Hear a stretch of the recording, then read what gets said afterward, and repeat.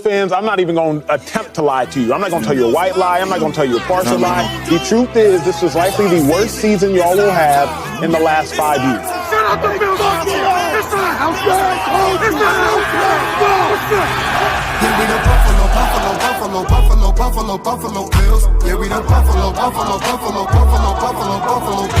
You better know that. Look how we throwing and catching, cause we are unstoppable, yeah. You better know that. Look how we running and hitting, cause we are unstoppable, yeah. Reppin' the mafia, yeah. Reppin' the mafia, Bills, mafia, yeah. You better know that. Look how we throwing and catching, cause we are unstoppable, yeah. You better know that. Look how we running and hitting, cause we are unstoppable, yeah. Homie, now listen. Everyone play their position. Buffalo got a tradition. They say we tripping. They better get out our way. Top of the table, we flipping. We on a mission. Got an unstoppable team. Continue to follow your dream by any means. Buffalo, get in the Super Bowl ring. Cause we the Buffalo Bills. Yeah, we the Buffalo Bills. You better know that. Look how we throwing and catching, cause we are unstoppable, yeah. You better know that. Look how we running and hitting, cause we are unstoppable, yeah. Reppin' the mafia, yeah. Reppin' the mafia, Bills, mafia, yeah. You better know that. Look how we throwing and catching, cause we are unstoppable, yeah. You better know that. Look how we running and hitting, cause we are unstoppable, yeah. Mafia up in your city, time to get gritty. Screaming and yelling, we bugging. Look at the red and blue. This is an MVP year for Josh Allen. As an MVP voter, I said this last week. Josh Allen, he looks like an MVP. When you vote for MVP, and I can speak for myself, I think I'm one of 50 voters, you look at a couple things. Who's the best team in football? Who's the best player on that team in football? What do they look like as the best player on that team in football? And how much talent is around that best player on that best team in football?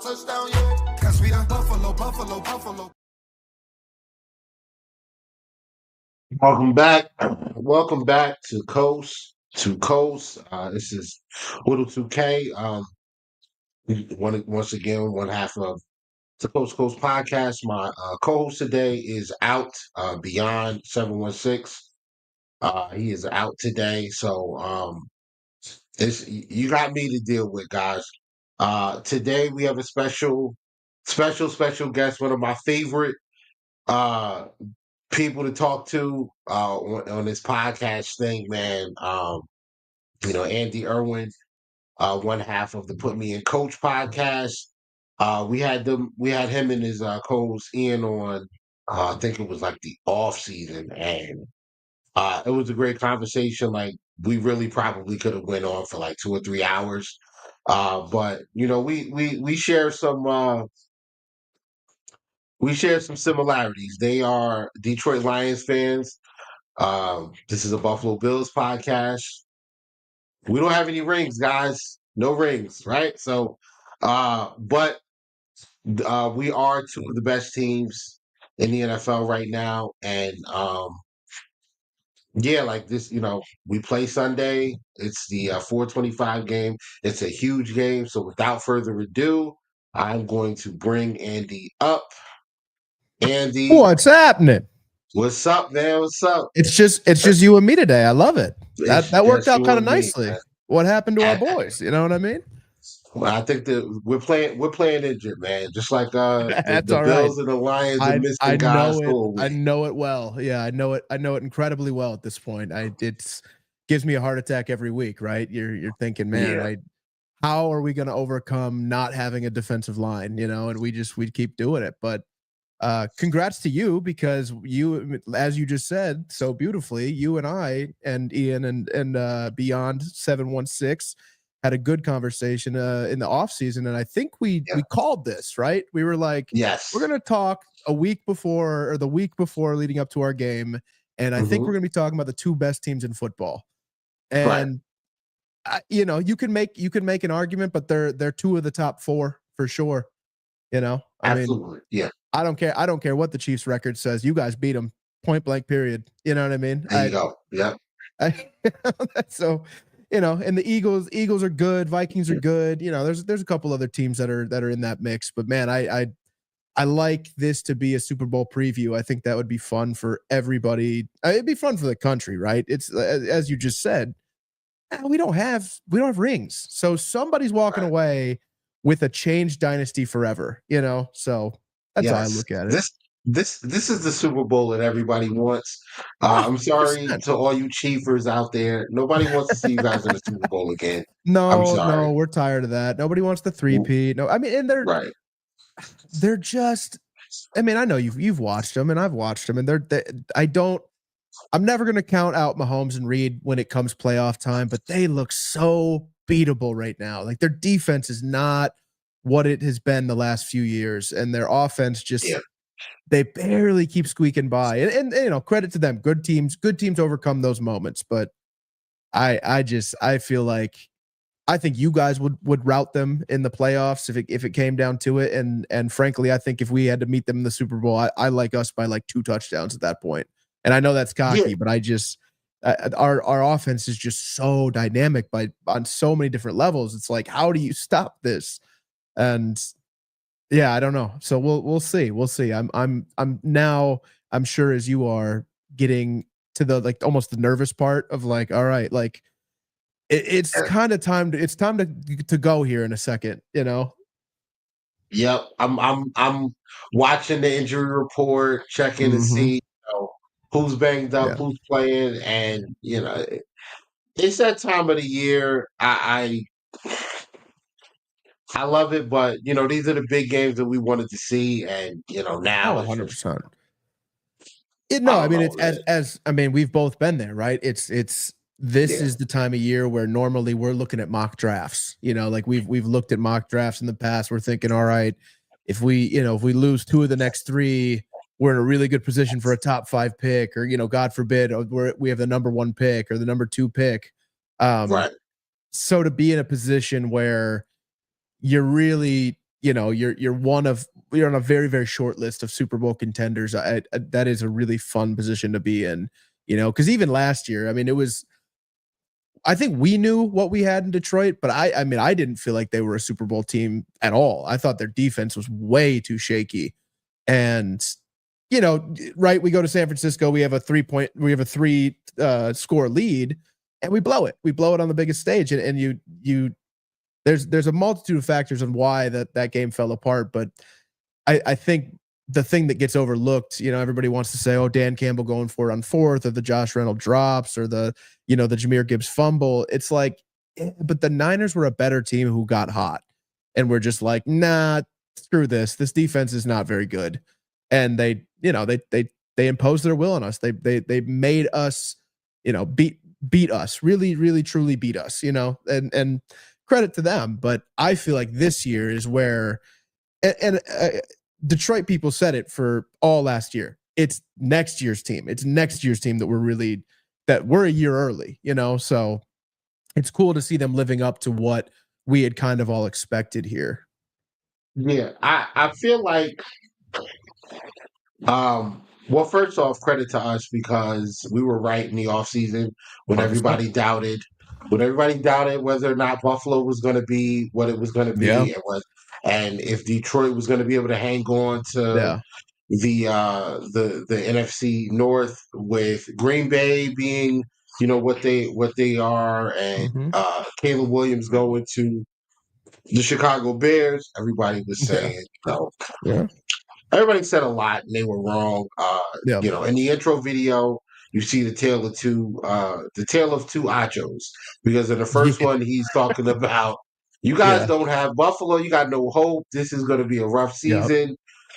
And even to the point where online, on social media, people were putting up polls like, how many interceptions do you think Josh will throw? 22, 25, stuff like that. How many has he thrown to this point? Like 3 or 4? I mean, it's not many. Right. I think he's at 7 turnovers total. So let me make really sure. Impressive. Right no, now. It's really impressive for him, because that's kind of been his thing, right? He kind of had that Brett Favre gunslinger. Right. I'm either going to completely thread the needle, or I'm going to throw a terrible interception, and I'm willing to risk it, which I respect as a player. I mean, I think those players are more fun to watch, right? I mean, Josh Allen, even last weekend, right? You're sitting there like, this is unbelievable what he's doing, and you just hope. I mean, as a obviously an NFC guy, like, I want the Bills to win that game because I don't want to have to see the Rams again. It's hard to beat a team twice if they sneak into the playoffs and they, we've had some battles with the Rams over the last few years. They would be a very tough out, especially when they get hot. And I'm looking at the score, and you got, and early you guys are getting clobbered. I'm like, this is probably over. And then I check again, and it's inching closer, and I'm like, well, hold on, let me turn this on, And I'm sitting there in awe, and I'm just like, man, I think we talked about it last time. McDermott's late game decision making is not always on point as where it needs to be, and that timeout really. Honest. Let's just be honest. It's been bad. It's been very bad. It's been bad. And the hope that I have right now is with Matt Milano coming back and the emergence of Keon Coleman, who again in the offseason I said was going to be good, and everybody thought that Xavier Worthy was going to be, and whatever. Yeah, that was obvious. I think, but all of these guys that we have, like with the way the Bills have been rolling, defensively, you don't expect them to be as good as they've been, and even still, there's a lot to be desired, as evident of last week. But sure, like you said, it's one of the best teams in football, and 100%. You want to. Like, my hope is that with the addition of some of these guys who have been injured, that we are in a position to put these games out of Sean McDermott's hands late. Like, let's be up 100%. 2 scores. Yeah, let's be up 2 scores with 4 minutes to go, so we can, so we can close this thing out. When is Matt Milano supposed to return? Oh, he's been back for 2 weeks. He came back against Okay. So he's already back. All right, that's what I thought, but I was like, oh, did I miss something? Okay, so cool. So that's back. Yeah. You hope that they click at the right time, and that's frankly, I wouldn't even argue that's like right now. I think that's the last 2 weeks of the year is because you're going to the playoffs. I believe you've already clinched, correct? That's already we clinched the division exactly. So right, that division, what a nightmare that's been. That's pretty sweet for you guys, though, right? Yeah. Hey, you got Josh Allen wearing the division championship shirt before Thanksgiving. That was a sight to see, but not to be shocked, not shocking at all. You were right about the Jets too. Like you were extremely right about the Jets. We called the Jets. We thought the Jets were going to be good this year. So we were totally wrong on that. That was kind of our one bad call of the year. We were Dolphins. You're thinking of the Dolphins. I was big on the Dolphins' downfall. I was like, they're not going to make the playoffs. I don't even think they're a 7-8 win team. And Ian pushed back on me big time on that.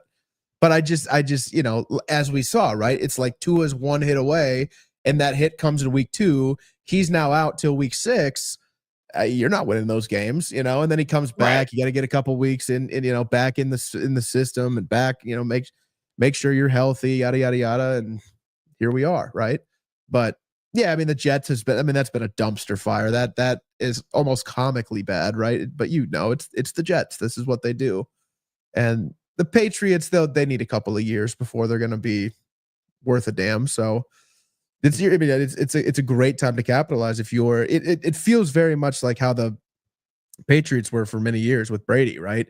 Is like kind of the division wrapped up early. Now we can focus on December and January and February football, and it's one of those. Who do you guys have?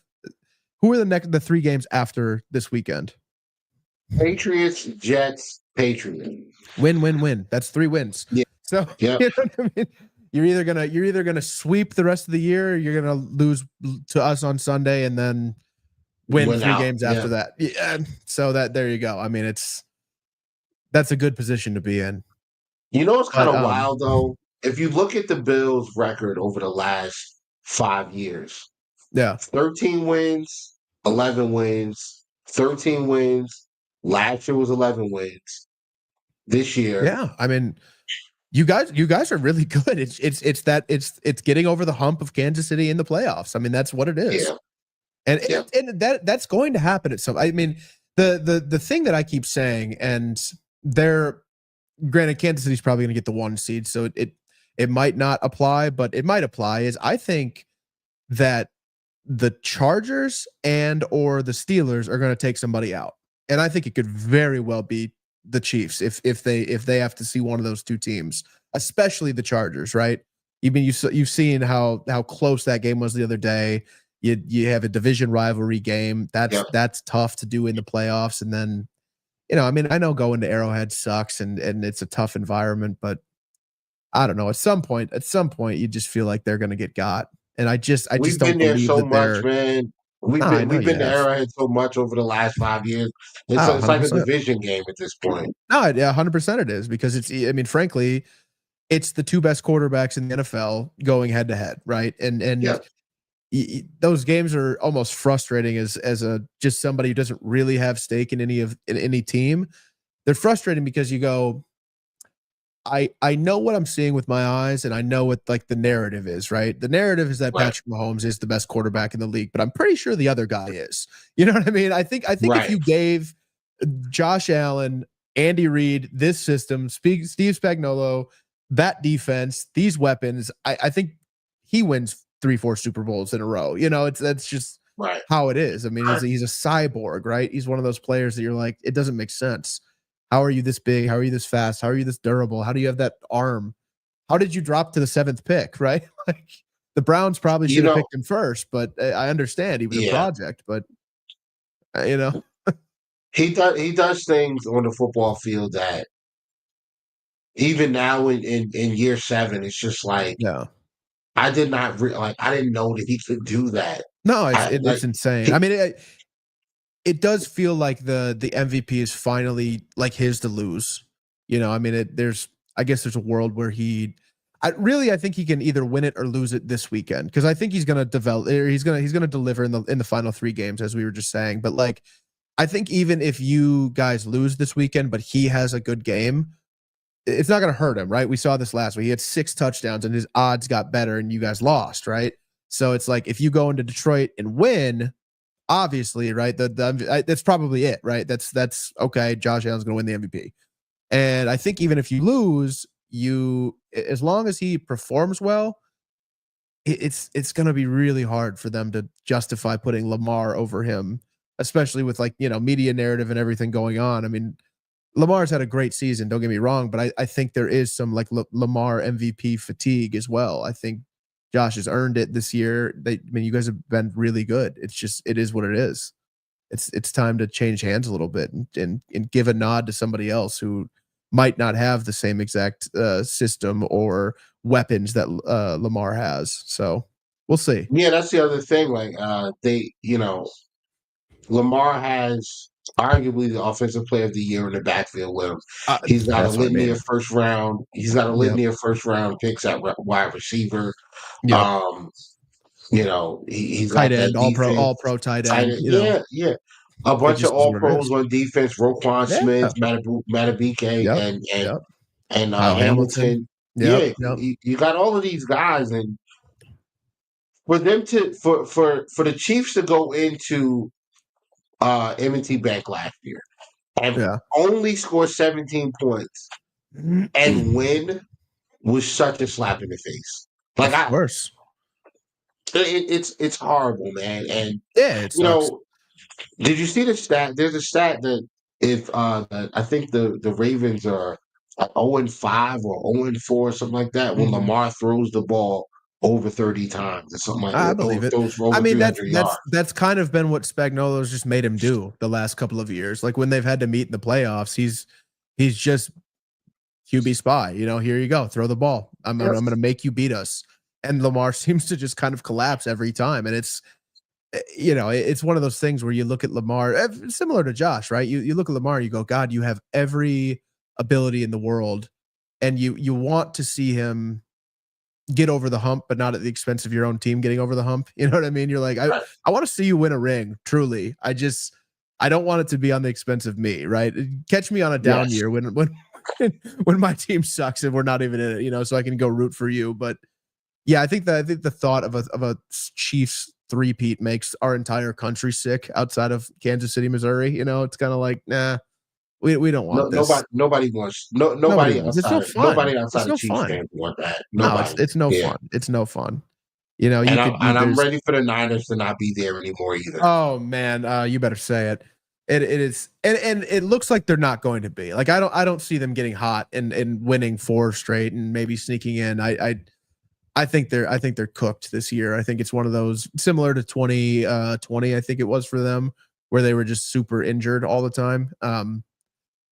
I mean, it's a tough run. Like it's a tough road for these guys. You got to remember that. Like these seasons are so long and they're so hard enough with 16 games. Now we're at 17 games. So now when you're extending it to 17 games, if you don't get the 1 seed, you're playing 18 games, 19 games, 20 games, 21, you know, it's these are long seasons. And I think that's what we're seeing right now with the fatigue of the Chiefs. I mean, when you win the Super Bowl in 2019, you go to the Super Bowl in 2020, you the AFC Championship in 21, Super Bowl in 22, Super Bowl in 23, right? So that's a long season when you stack it up on 5 years running. Like it's impressive what they're doing, but again, I feel like this is the year where they could really get got.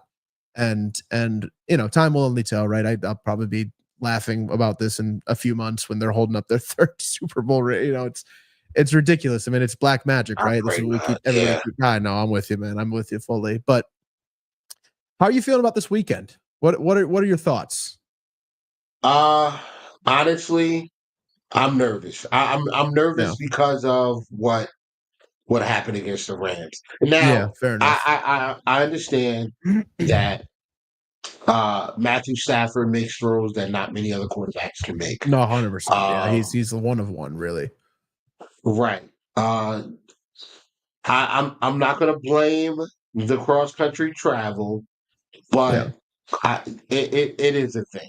Right. That was my point. That was the point I was going to bring up, is that the cross country travel, and it applies this weekend too, right? Is like, that's a lot of travel. You got to go to LA. You have to play a game. You have to fly out of LA either, you know, Sunday night or Monday morning, whatever they ended up doing.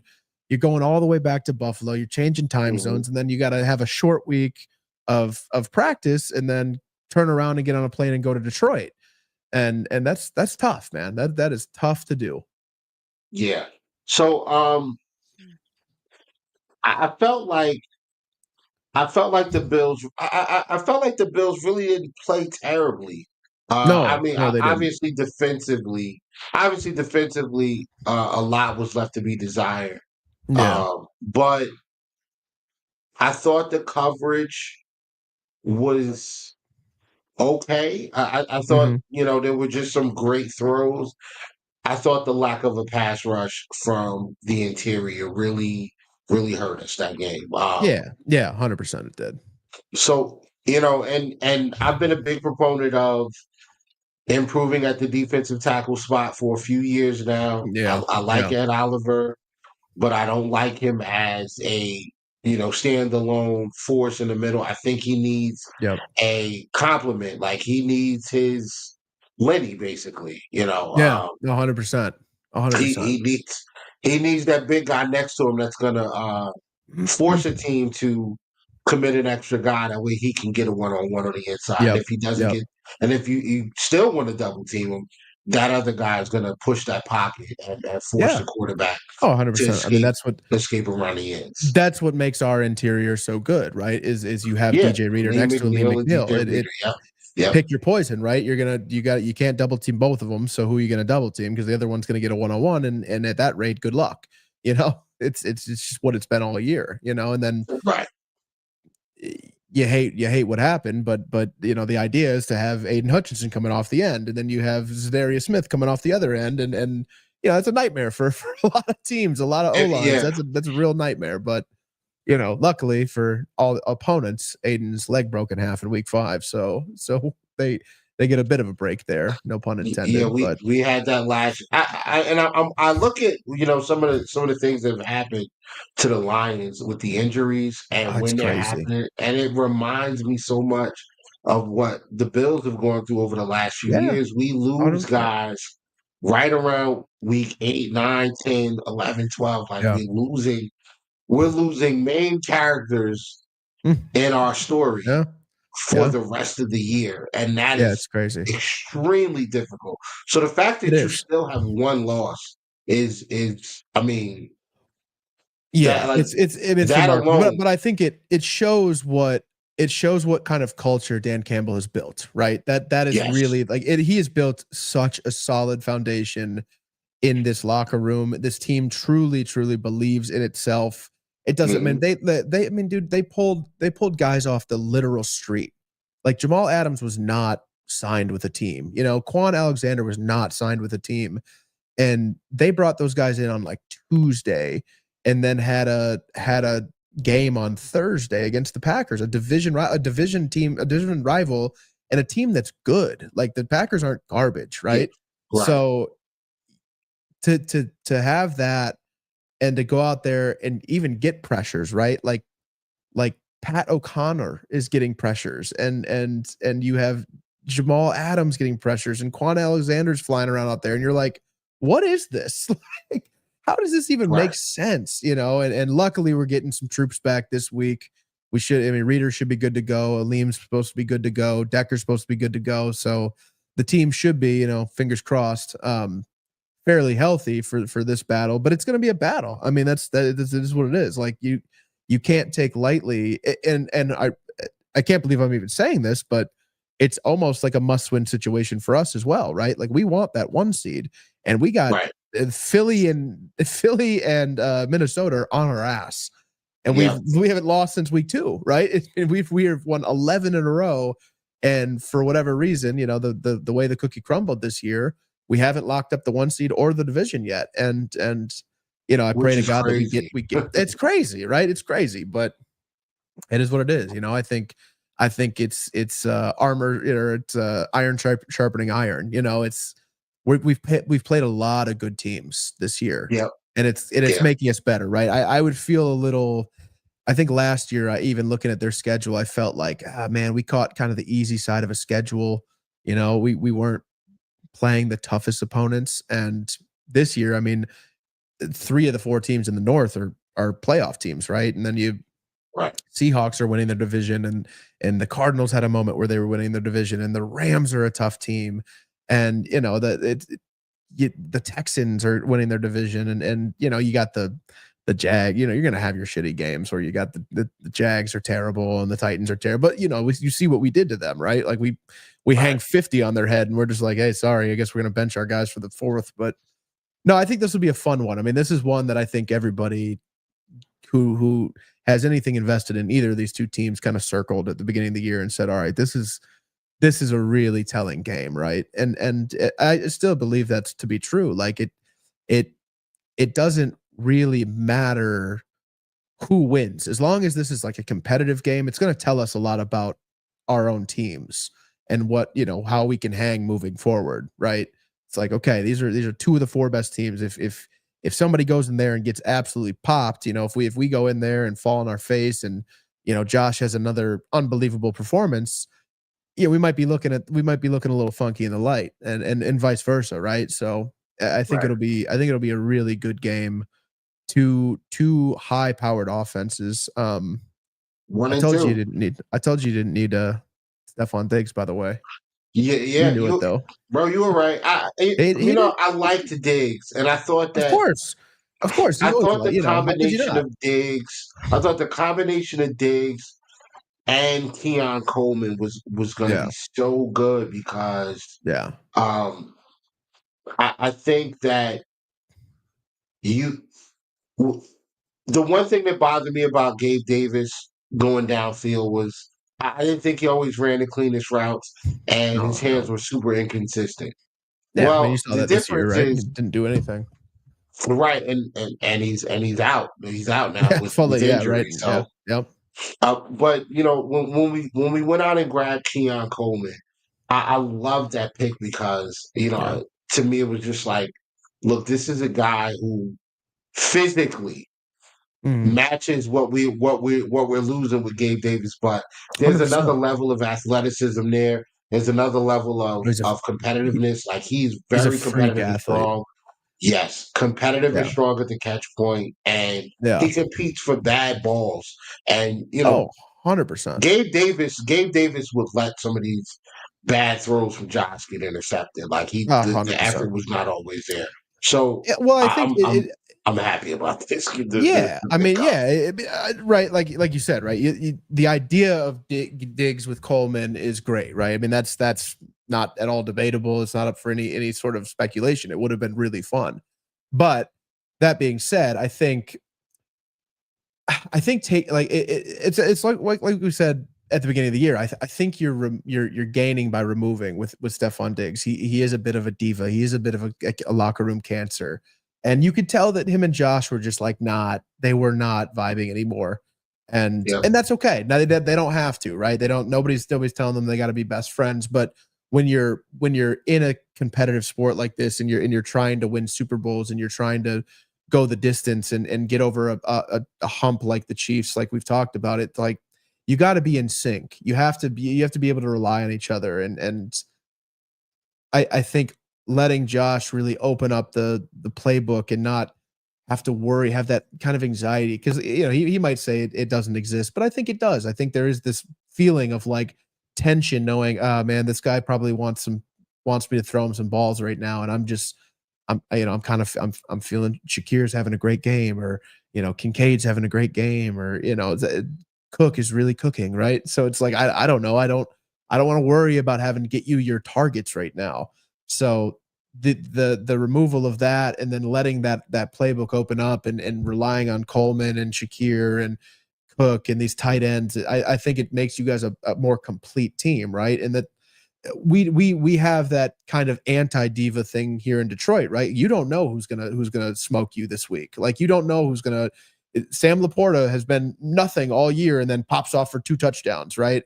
And then Right. you have Jameson Williams, who will just have a sneaky 100-yard game, and you're like, I don't even know how you did that, And then you got the two-headed monster of Gibbs and Monty, and then obviously Amon-Ra St. Brown. But then, against the Packers, Tim Patrick had 2 touchdowns. Like, it's just, there's so many mouths to feed, and they're all reliable, and they all are very in sync.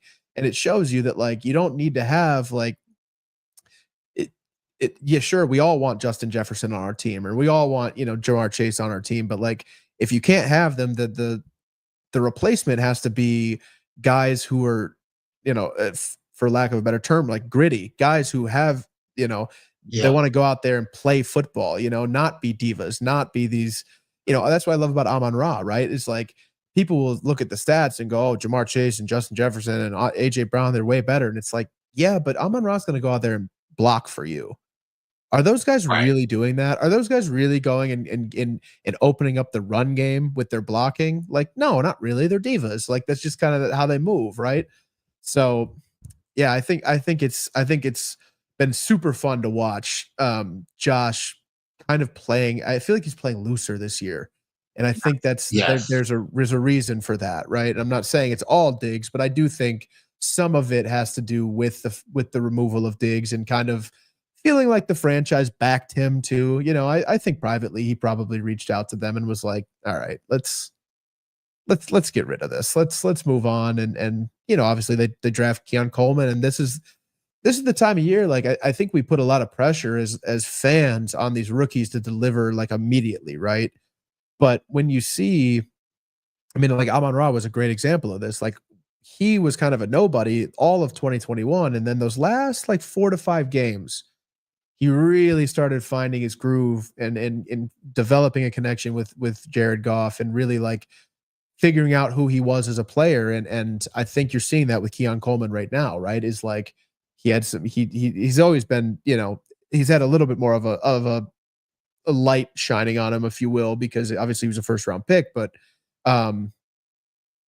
you're getting to the point in the season now where he's now feeling comfortable with who he is and what kind of player he wants to be. And okay, now me and Josh we have juice together. We have, we're in sync. We have a connection that we're building, and he can rely on me and trust me. And, in those moments, I mean, dude, I remember when he was playing basketball at Michigan State.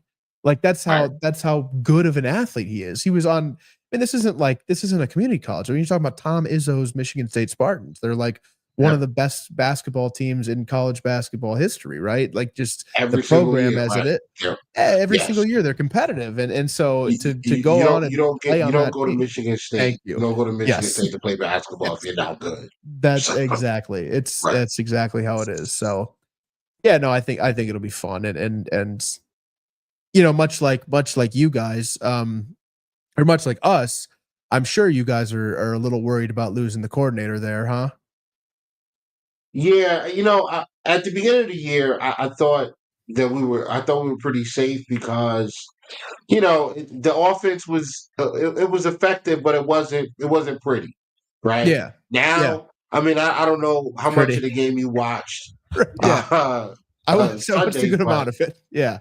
bro, there were two screen passes that he called, and just the play design. It's Yeah. nothing. It's like nothing that we've seen in Buffalo in Yeah. years. So, Yeah. uh, No, this will be a good I think this will be a good battle of coordinators, honestly. You know, I think this will be a really good Aaron Glenn versus Joe Brady, like kind of like yes. what are we really about here?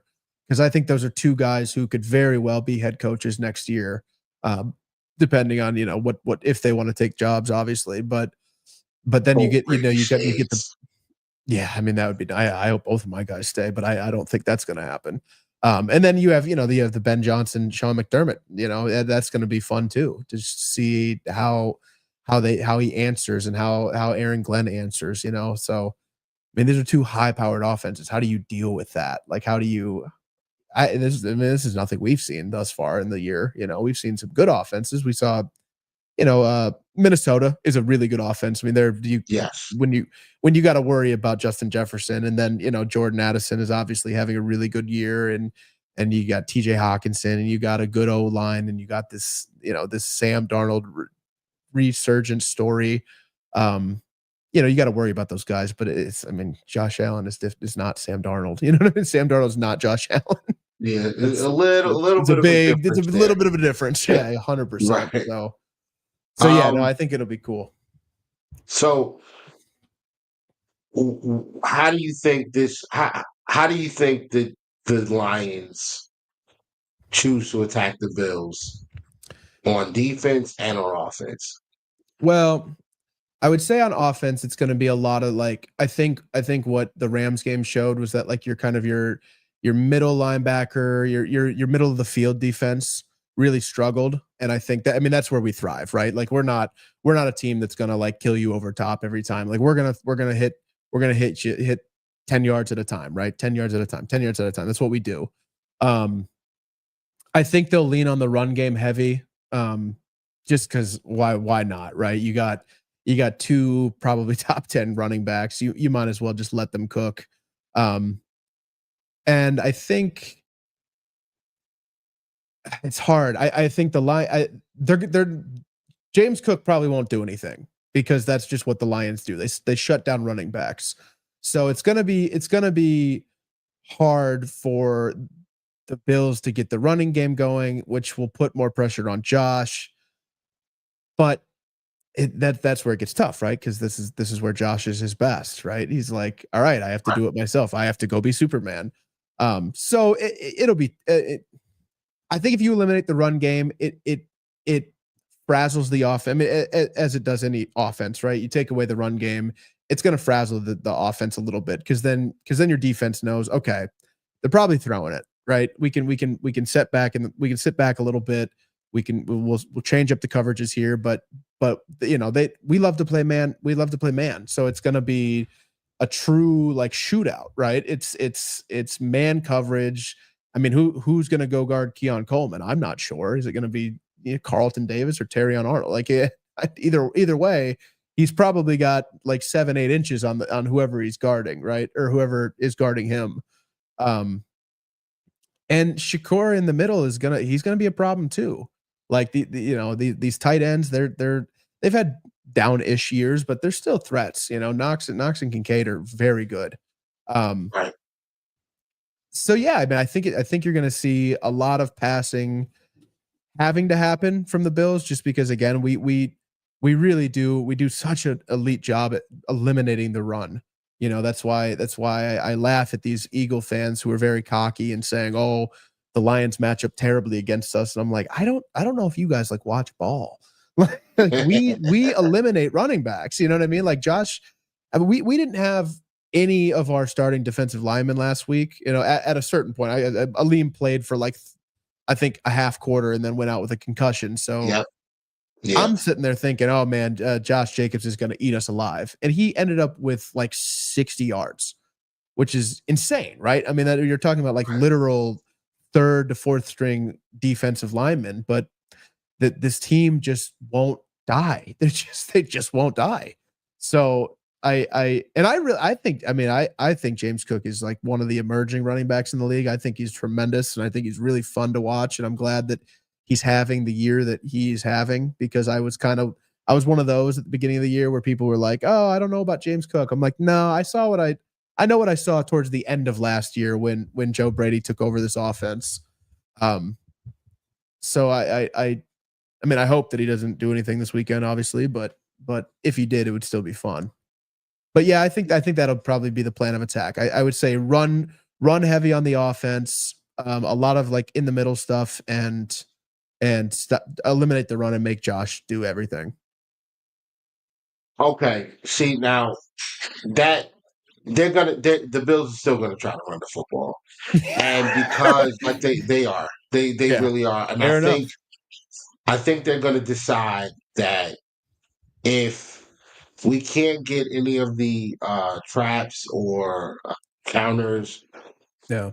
stuff or zone stuff with James Cook, then we're gonna line up big, and we're going to hand the ball off to Ray Davis and let him run in the Yeah. No, and 100%. you know, and eventually we're either they're gonna crack or we're gonna crack. And Yeah. hopefully this week, they try it, and hopefully that line of that defense for the Lions cracks. The other way I think that the Bills will attack the Lions this weekend is when you play man-to-man defense. If you don't have a quarterback spy, Josh Allen is going to get out of space, and 100%. he's going to take off. Yes, he will. Yes, he will. Now, the other issue is if you do have a spy, now you leave guys like Shakir, Kincaid, and Cooper one-on-one. Yeah. And Josh 100%. Has no problem. Or you get James Cook matched up with a linebacker, or Ty Johnson or Davis matched up with a linebacker out in space. And, Josh has done an excellent job of taking the check down this year. Yeah. So 100%. I think that's how, if the run game doesn't work, with Kincaid coming back this week, I think the short pass game comes back as well, which is basically an extension of the run. I'd like to see them get back to. I'd like to see them get back to some of that RPO, run pass. I'd like to see them get back into some more of that trips, RPO option situations for Josh, where I'm either going to hand this thing off, I'm going to throw the flare route to Shakir or Kincaid and let them get up the field for 4 or 5 yards, or I'm just going to keep this thing and I'm just going to try to beat you off the edge. And that's where I think offensively they're gonna go after the line. Yeah, I think the other part is the line, the offensive line for the Bills. It's such an underrated group. I think we have a really good set of tackles.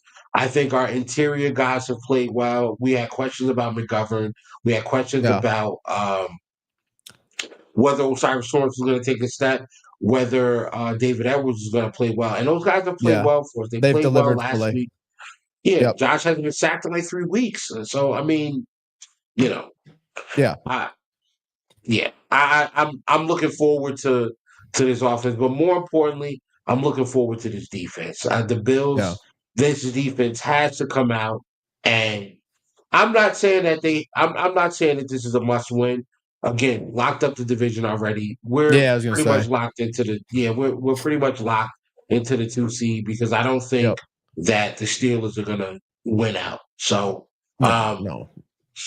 I just feel like the defense has to come out and show something different. We need to get some interior pressure. I need Matt Milano to shape into form and play a little bit better because he was a little off in run defense Yeah, and it'll take a few in weeks. shooting the gaps. It'll Yep, take a few yep. right because he's It'll missed take a few football weeks, for like but 2 years. yeah, no, But 100%. Bernard back there, I like our chances. I'm curious to see Yep. what Russell Douglas's injury designation is going to be, whether or not he plays, and Yeah, what they're going to do with Taylor Rapp. Taylor Rapp was, I think he was limited today in practice or didn't practice. interesting. So Okay. Micah Hyde's back on the Yep. practice Yeah, I squad saw that. Yep. again, but I saw you that. Yeah. know, is this a situation where Micah Hyde may get elevated and see some snaps Yeah, I mean against the nice the thing team? the nice thing about Hyde is you're at that point in the year where you're gonna have guys who are banged up, so you're bringing in a vet who knows the system like the back of his hand, right? Right. Yep. That's a good pickup for your practice squad. It's the perfect guy to elevate if need be, right? I think if I'm Joe Brady, I'm probably attacking Terrion Arnold this week. Yeah. Just because if I can get him matched up with if I can somehow get him matched up against like a Keon Coleman, I think he's played tremendously the last couple of weeks. He's really coming into his own as a cornerback, but he's handsy, right? He's a handsy cornerback, and he hasn't quite figured out how to every time get his head around, so a lot of times he gets caught looking, and it's an easy pass interference call, right? And then you look at it and you're like, well, damn it, dude. I mean, all you had to do was turn your head, and it's probably not called, but here we are. And with Josh's arm, I could just see it like, you know what, first down, let's just take like a 60-yard shot and just see if we can see what we can do. You draw a flag. Don't be surprised that's what I said. Don't be surprised if we see that at least once during this game on Sunday, because I'm it'll be more than once. It'll be more than once. Probably. Yeah, probably. Yeah. Because we did that against the Rams. And that's the one thing I looked at. I looked at the fact that I think you guys lead the league in pass interference penalties.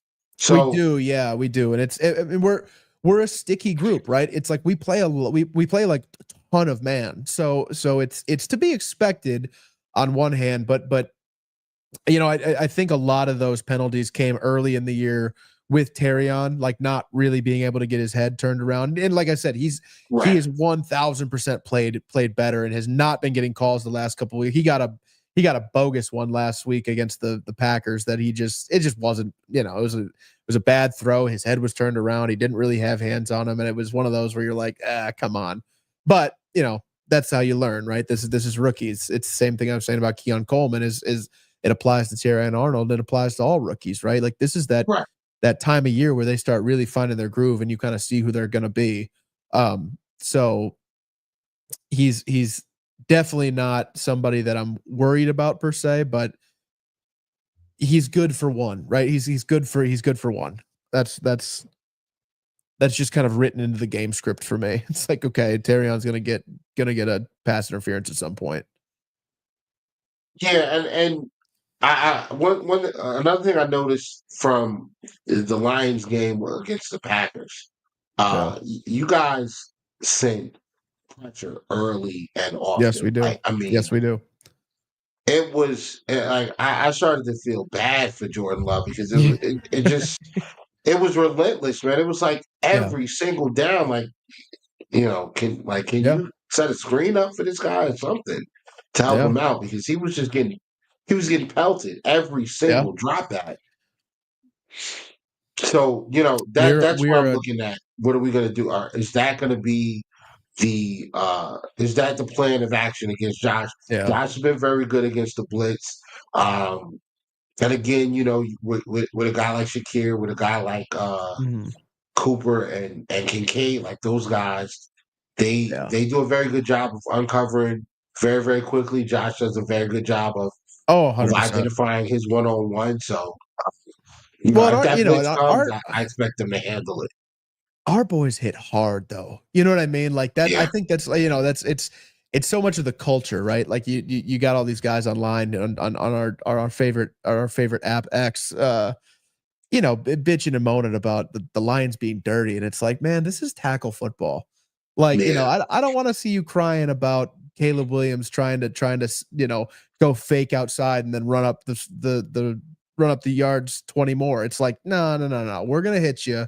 Oh, they're dirty. He went low. Hey, brother, this is tackle football. Get out of bounds if you don't want to get hit.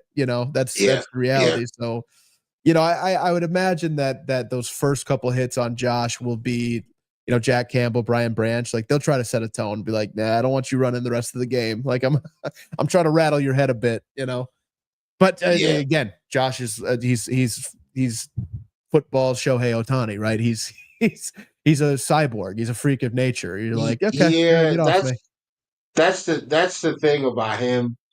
Early in his career, Daboll, he used to, Daboll would call run plays, for Josh to get tackled because that, Josh was like, I sometimes I just need to get hit to realize that I'm in the game. So 100%. This guy is like, he has no problem with it. So that's what I say. It's like fully expect him to take on, like I expect him to run. I expect him to look for he'll be running. Joseph. I expect him to look for Branch. And I expect him to try to, set a tone of his own. Same thing with Ray Davis. I expect Ray Davis and Ty Johnson to run extremely hard. Even though the final score was 44-42 last week, it feels like we lost by 3 touchdowns. Like it feels like it.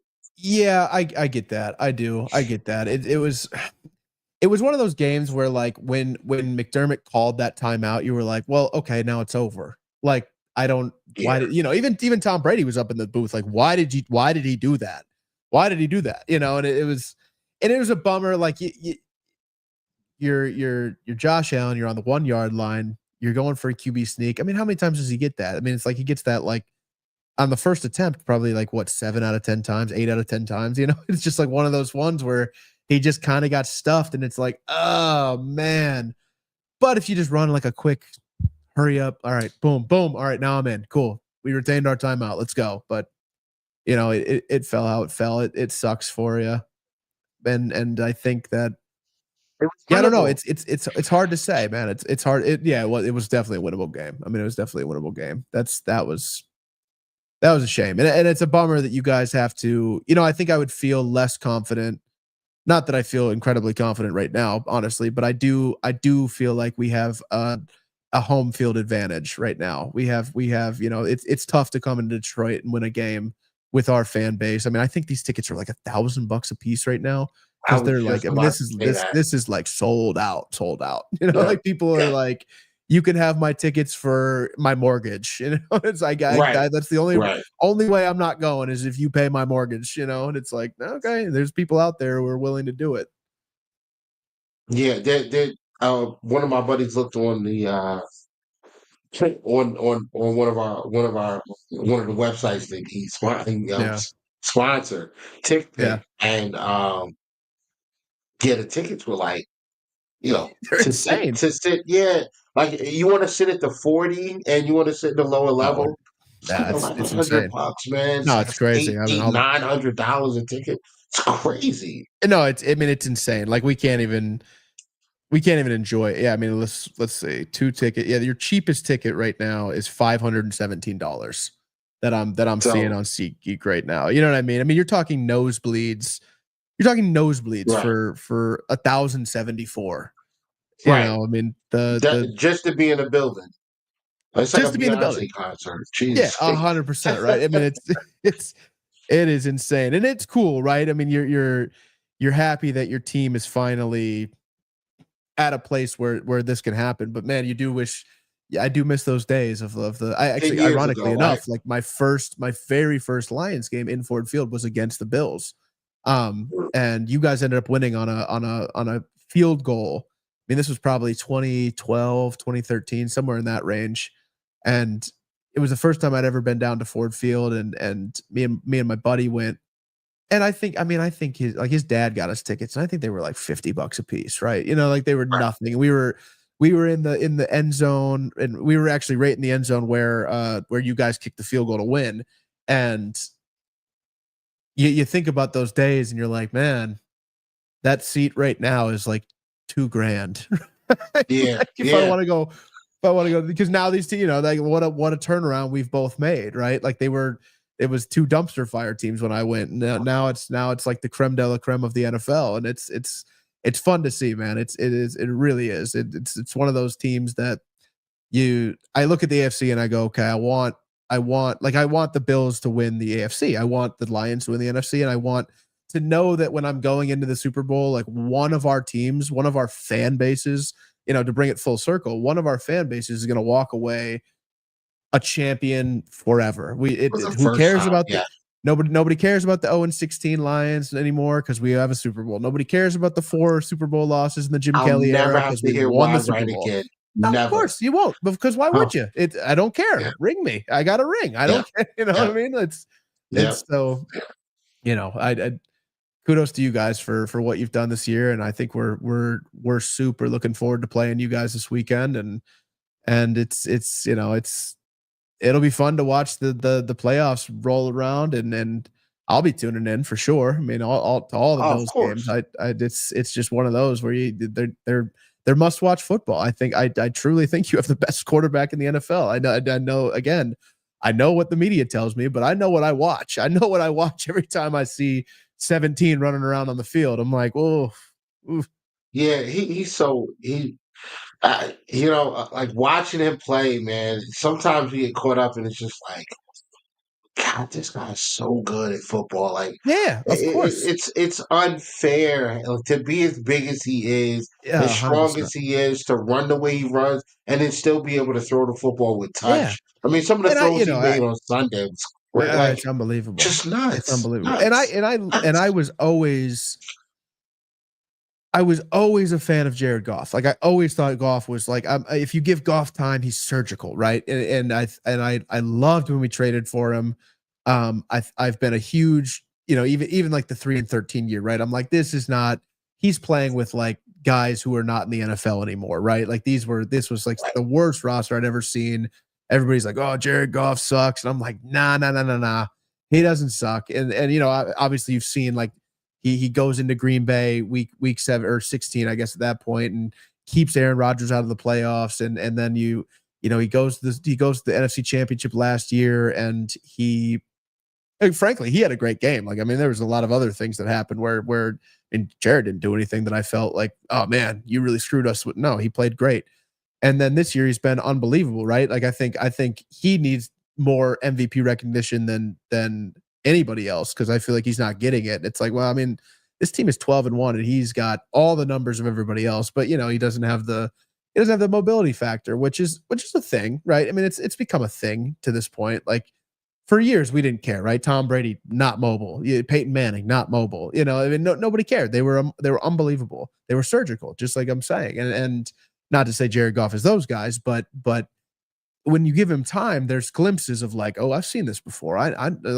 He's really going to slice and dice you. But I would personally drive Jared Goff to Buffalo right now. Like, I would put him in my car right this second if it meant getting Josh Allen. You know what I mean? It's like, hey, bud, we got to go. I'm sorry. Yeah. I love you, but you got to go play in Buffalo now because this is on the table. Right. It's one of those. It's just he's just one of one, man. And he just got engaged too. Like, that's dope. He's got. Yeah. It's going to be a good year for him. You know what I mean? Like, regardless, right? It's like, win the MVP. If the Lions aren't going to win the Super Bowl, you go win the Super Bowl, get married, have like a dope year, and let's ride off into the sunset, And then we can run it back next year, and then we'll run it back, right? You give me right. Let us win. So yes, sir. All right. So let me ask you before, because we're at the 10 o'clock point. Give me 2 players, one on offense and one on defense, from the Lions. Yeah. That has surprised you this year, that surprised you so far this year. Yeah. And then give me a player on offense and a player on defense that you expect to step up on Sunday. And what player on offense and what player on defense are you expecting to carry you through the playoffs? So, I mean, 2 players that have surprised you this season, 2 players that you expect to step up Sunday, and 2 players you expect to carry or to exceed No, I know what you. I know what you're saying. Oh man, two players that have surprised me. It's so hard because I'm so tapped in with this team. I had very high expectations for a lot of them. Right. I'm gonna say the name that keeps coming to mind is Tim Patrick. I think Tim Patrick has been, and that's because he wasn't with us initially, right? It's because he's a guy who we kind of just picked up randomly, and that was really the position we were needing, right? Like we needed like a big body X receiver, and we were really lacking that. And Tim Patrick always was good in Denver. Like I knew that. Right. I mean, most people who were tapped in knew that he was good.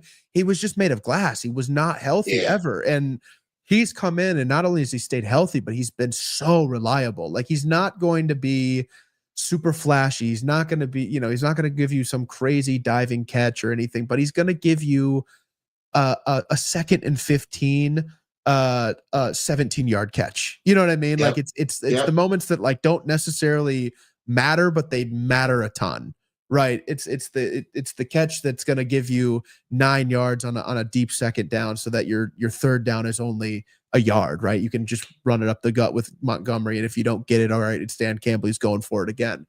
So I'll say Tim Patrick on the offensive side. Defensive side, I think Carlton Davis. A lot of people.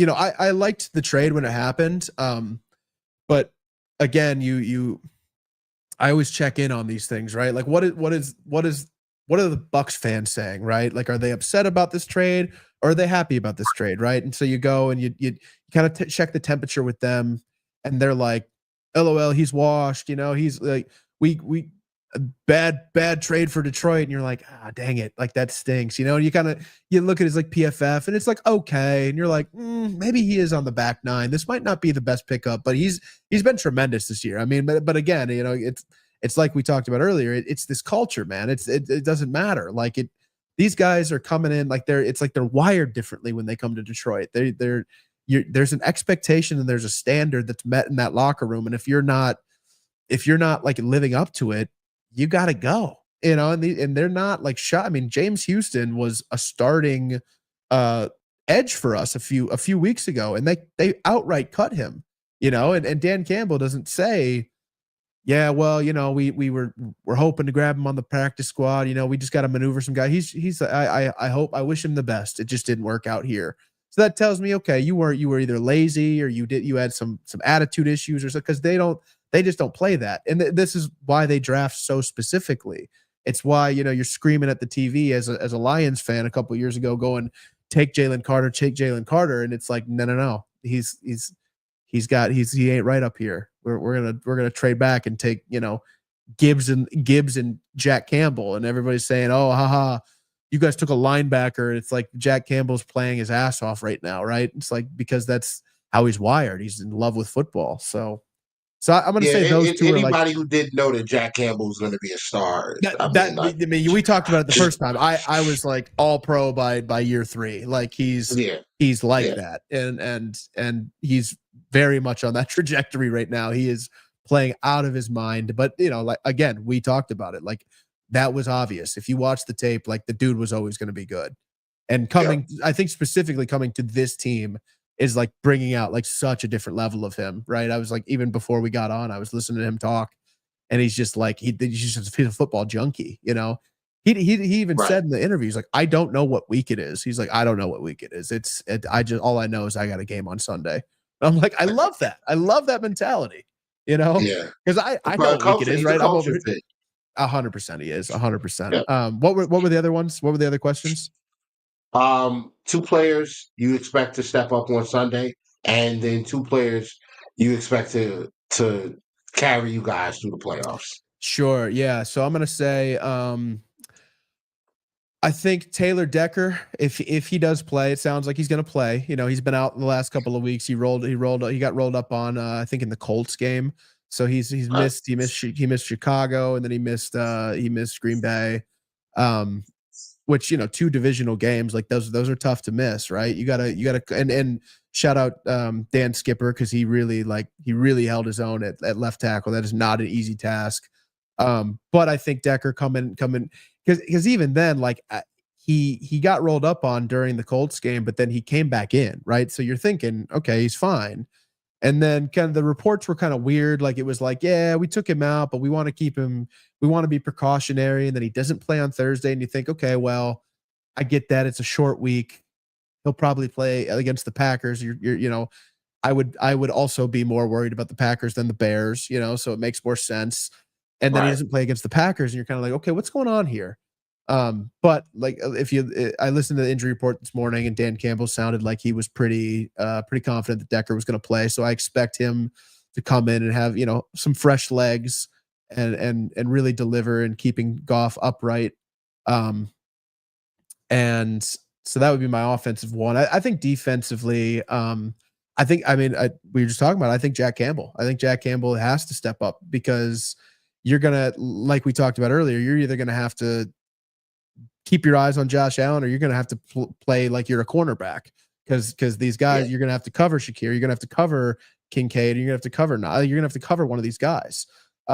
So he's going to have to play out of his mind, just to keep your offense tame, not even to shut you down, just to keep you tame, is what he's going to have to do. And I like him to do that. I think Campbell's due for a standout game, if you will, like he's been playing tremendously all year really.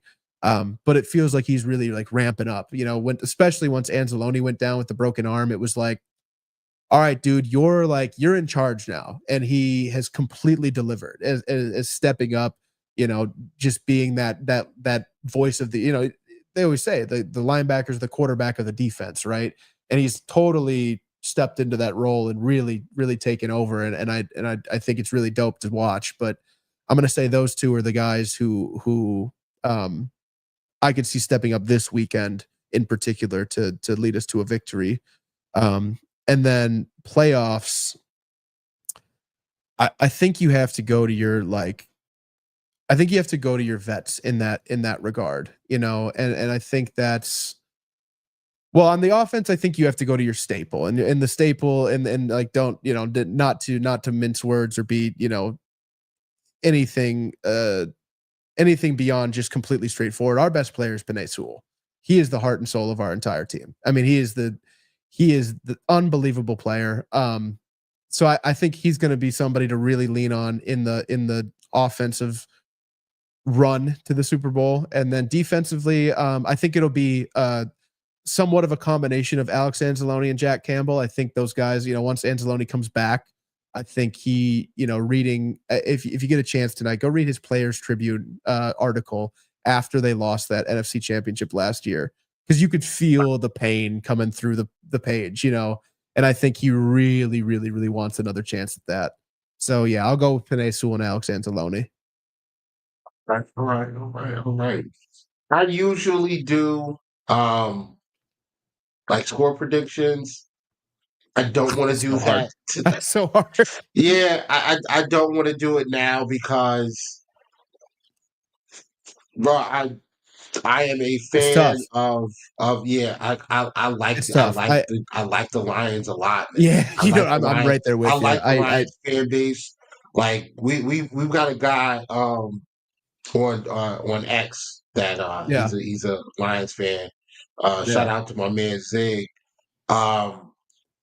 He goes into all of these different spaces. I mean, he rides for the Lions hard. 100%. I'd probably follow him, honestly. Well, I'm more than likely you do. He knows ball. There's the Blue and Silver podcast. Those guys are on X as well.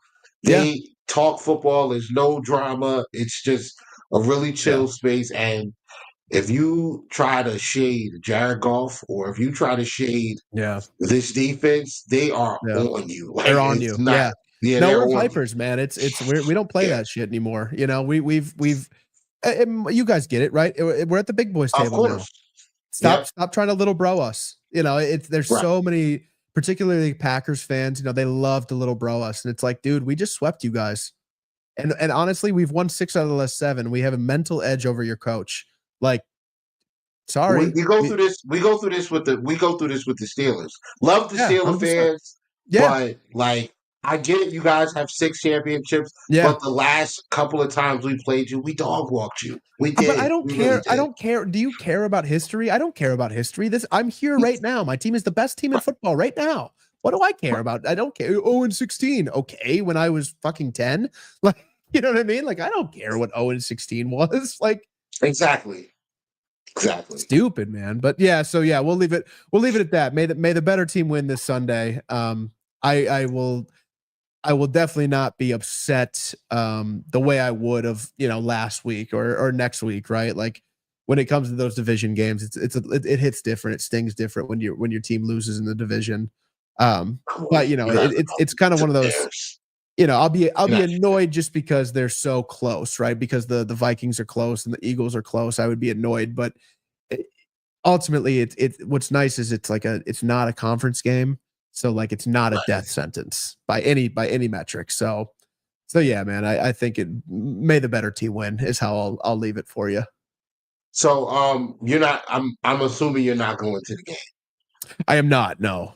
I wish I was, but I do find the at home experience to be quite lovely. At this point, with the modern technology, it's so nice. You're like, okay, here's my TV and my bathroom's right there, and my quote unquote concession stand is right there, and I don't have to spend a mortgage, So right, I will be watching at home. My Bills backers bar. We used to be at this place called Duffy's in Patterson, New Jersey, and now we've moved to Stone and Rail. So if you're in Jersey, you're a Bills fan, come to Stone and Rail on Sunday. We will be there at probably like 3:00, pre-gaming for the game.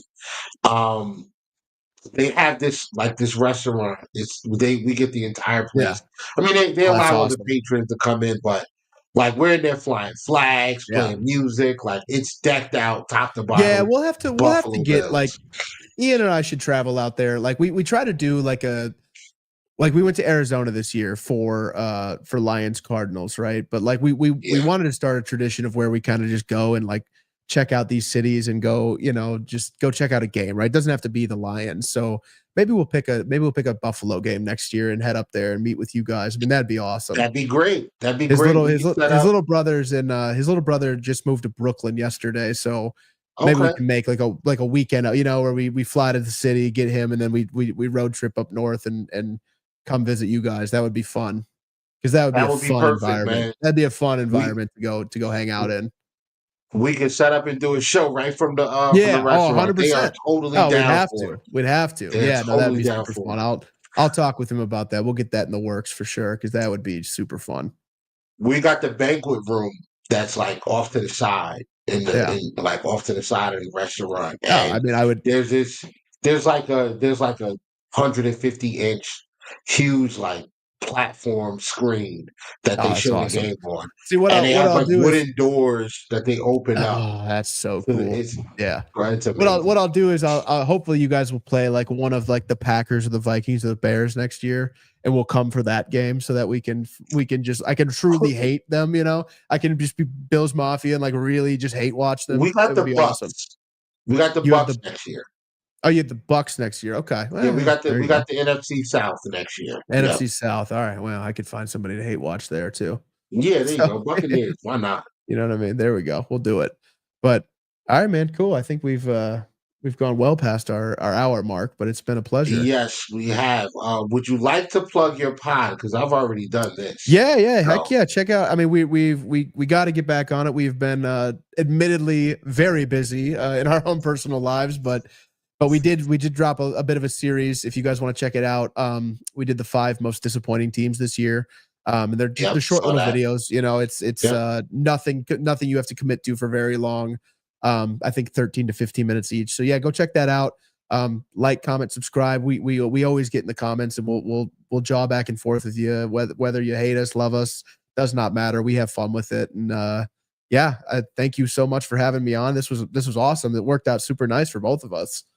Yeah, it's always, listen, man, I love having you guys on. I love your content. Yeah, man. I we appreciate religiously watched your breakdown of all of the teams Yeah, this year. No, we super So appreciate that.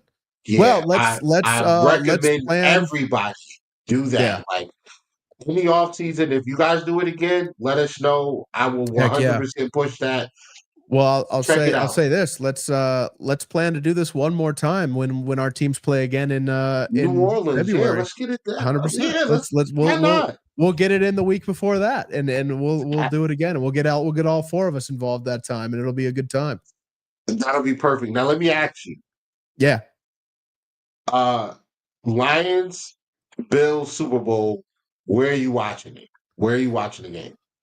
Man, there's part of me that like would really want to be downtown Detroit, right? Like there's like the part of me that wants to be like in the city, around the people, like there for the moment if they win it, right?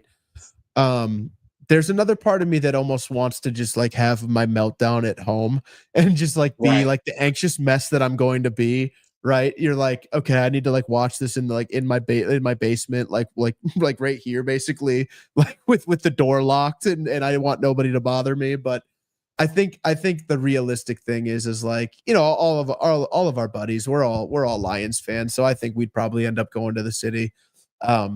And it would be worth it, right? If you want it, it's a memory you never forget. And if you lose it, you're just disappointed, right? You just go home and you call it a day. So let's say, probably downtown somewhere. I'm stuck between taking a flight to New. There's no way I'm getting into. I feel you. Right? No, I mean, no, hell no. That's out of the question. But yeah, I'm stuck between, because one of the guys that we do our spaces with on Twitter, he's X, whatever you want to call it now. Yeah, it's Twitter. It's Twitter. Yeah, 100%. Yeah. So he lives down there, and he's in our spaces. He hosts spaces as well. Part of me wants to fly down there and get with him and the Bills fans that are going to be down there and just watch the game. I feel you. The other part of me is go to Buffalo and be there for I'm with whatever happens. So well, that's the thing, right? Is like I was talking to Ian about this. I'm like, man, I think if we go to the Super Bowl, like we have to consider going to New Orleans. Right. You know what I mean? Because like so many people are like-minded, like you and I, right? Like they would just go, like they would just be like, oh, we're not. There's no world where we're getting tickets to the game, but we are going to go on like Bourbon Street and watch the game, which would be like the most fun ever, right? Like what a fun city to be. It's no shortage of bars or anything to do, and you get to catch some beats and watch 100%, right? But then there's also there's that thing in the back of your head where you're like, man, if we win the game, I want to like be at downtown Detroit, right? Or like I want to be downtown Buffalo when that happens, because it's like I was at the game where the Pistons beat the Lakers and won the NBA championship back in 04. Wow, okay. Which was awesome, but I was 10, right? So like you're excited because the Pistons won the championship, but then you're like falling asleep on the way home, and you're it's 11 o'clock and you're like, oh man, okay, can we just get home? I'm really tired. But now, being 31, you're like, oh, I could stay out all night. It would be like the most fun night of my life, right? So yeah, I think wake up in jail and 100%, right? I mean, whatever. I don't know. You'd the officer wouldn't even care. I'd be like, dude, the Lions won the Super Bowl. What do you want me to do? Right. Exactly. There's 40 of us in here, so that's right. Like, literally, that's how it goes. So yeah, I think that's where I'd be. Probably just in Metro Detroit somewhere. All right. Well, this yes, sir. We're not going to do the score prediction. This is going to be a great game. Let the best team win. Yes, I most likely will be inboxing you during the game at some point. That's fine. And please, yeah, let's we'll live message each other during. Yes, sir. Damn it, ball game. That's yes, sir. I'll text you that 6 different times. Ball game. Fuck this team. I'm so mad right now. That's beyond what. Like I have to talk beyond off the edge. Every single game, I have to talk them off the edge. I swear. Every time he's like, this guy stinks. We need to get rid of him. I'm sick of this. Like, we suck. Ian, I'm like, bro, relax. I'm the same way. Ian calls me a panic Peter. It's so funny. And he's so like, he's like you, right? He's just like calm. He's like, dude, we're going to win the game. And I'm like, nah, dude, fuck this. Like, you know what I mean? Like, no, dude, we're cooked. We're trash. And he's just like, nah, dude, we're really going to win. It's okay. You know, but I've had to try to take his approach lately. I'm like, okay, yeah, we're going to win. It's okay. We're going to win. We're going to win. I'm so scarred, right? I'm so used to this team. Same old Lions. PTSD, that was what it was. Yep. It's real PTSD. I've watched so many of these games just like being so close and just getting screwed by whether it was the refs or whether it was just our own ineptitude or whether it was our, you know, just our shitty designed roster not being able to get over the hump. So like having this team be as good as they are right now and also expecting it is like such a weird thing. You're like, oh my God, like I don't even know what to think. So it does ring a little PTSD. It is that for sure. But no, it'll be a good game, man. It's going to be super fun. I'm pumped about it. I love that it's not a conference game. I love that we can just enjoy this and you know, watch two of the best teams duke it out and see who walks home with the W. And I love it's at 4:25 instead of like in Sunday night football. Those games. Yeah, no, 100%. I don't want to stay up till midnight. I don't. Right. and I 100% will if my own team's playing. That's the reality of it. I'm not missing every single time. Yeah. And I'm gonna analyze why we didn't win over the next 2 hours after the game. So. Right. I'm just gonna be pissed. Yep. Yeah. No, that is how it goes. But all right, man. Cool. I'm gonna get up out of here and not take up too much more of your time. But again, thank you. All and right. let's do this again in a couple of months when we're both heading that way. We'll do it in about 6 or 7 weeks. We'll link back up and talk about the Super Bowl Lions Bills. Yeah, but no, we'll get Andy. Thank you. Of course, man. Thank you so much for having us. We had so much fun the first time, and Ian was super bummed he couldn't make it today. So he does send his apologies, and again, we would love to all get on it again whenever you guys will have us. We will be here. Absolutely, man. Thank you again, and I'm gonna sign off as well because I am super under the weather. But ladies and gentlemen, this has been another episode of Coast to Coast. Thank you guys again. We appreciate everybody for tuning in. Thank you, Duke Champions, for presenting everything. And go and follow Put Me in Coach Podcast on YouTube. It is excellent content. Like and subscribe. And thank you again. And we are out of here. All right. Peace.